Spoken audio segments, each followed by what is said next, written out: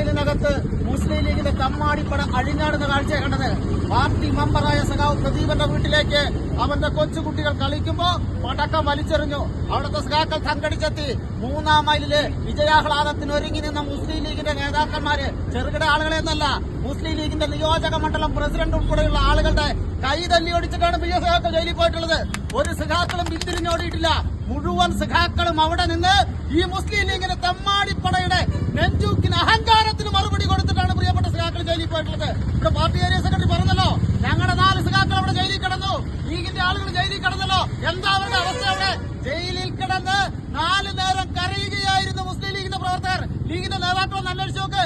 ഞങ്ങളുടെ സഖാക്കൾ ഞങ്ങൾ ചിലപ്പോൾ ആർത്തി തിരിച്ച് പറയാ, ഇവിടുന്ന് കാണാൻ വേണ്ടി ചെന്നല്ലോ യുഡിഎഫിന്റെ നേതാക്കന്മാര്, ഇനി ഇങ്ങോട്ട് നിങ്ങൾ വരേണ്ടതില്ല, ഞങ്ങളുടെ കാര്യം ഞങ്ങൾക്ക് നോക്കാൻ അറിയാമെന്ന് മുസ്ലിം ലീഗിന്റെയും യുഡിഎഫിന്റെ നേതാക്കന്മാരോട് ജയിൽവാസം അനുഷ്ഠിച്ച അവിടുത്തെ മുസ്ലിം ലീഗിന്റെ പ്രവർത്തകർ, കോൺഗ്രസിന്റെ പ്രവർത്തകർ പറയുന്ന സാഹചര്യം അവിടെ ഉണ്ടായിട്ടില്ലേ? ഇതിവിടെ കൊണ്ട് അവസാനിപ്പിച്ചോണം. ഭരണം ഞങ്ങൾക്കൊരു പ്രശ്നമല്ല.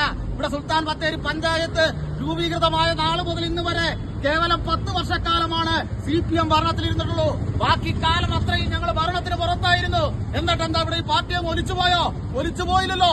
ഈ തെരഞ്ഞെടുപ്പിനകത്തും 14 സീറ്റുമായിട്ട് CPM ഈ മുനിസിപ്പാലിറ്റിയിലുണ്ട്.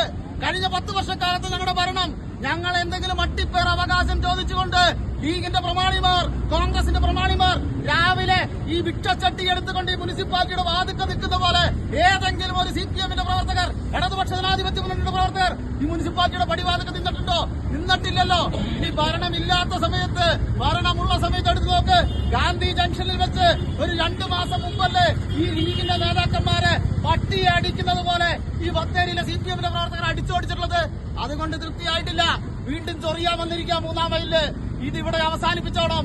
ഇനി എങ്ങാനും ഇത് തുടർന്ന ഇവിടെ ഈ ലീഗിന്റെ പ്രവർത്തനത്തിന് നേതൃത്വം കൊടുക്കുന്ന ഒരു തമ്മാടിയുണ്ട്, ഷബീർ അഹമ്മദ്.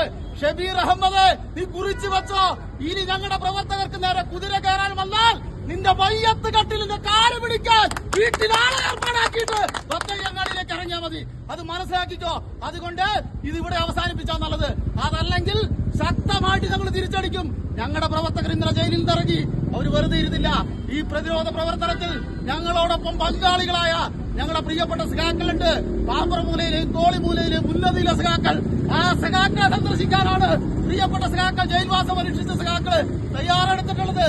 അതുകൊണ്ട് ഞങ്ങൾ 1 ഇഞ്ച് പുറകോട്ടല്ല, ഞങ്ങൾ മുന്നോട്ടേക്കാണ് വരുന്നത്.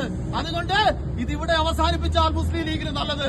നേരെ മറിച്ച് തുടരുകയാണെങ്കിൽ മുസ്ലിം ലീഗിന്റെ മയ്യത്ത് ഈ സുൽത്താൻ ബത്തേരിയിലേക്ക് എടുക്കുന്ന രീതിയിലേക്ക് ശക്തമായ പ്രതിരോധം ഇവിടെ പാർട്ടി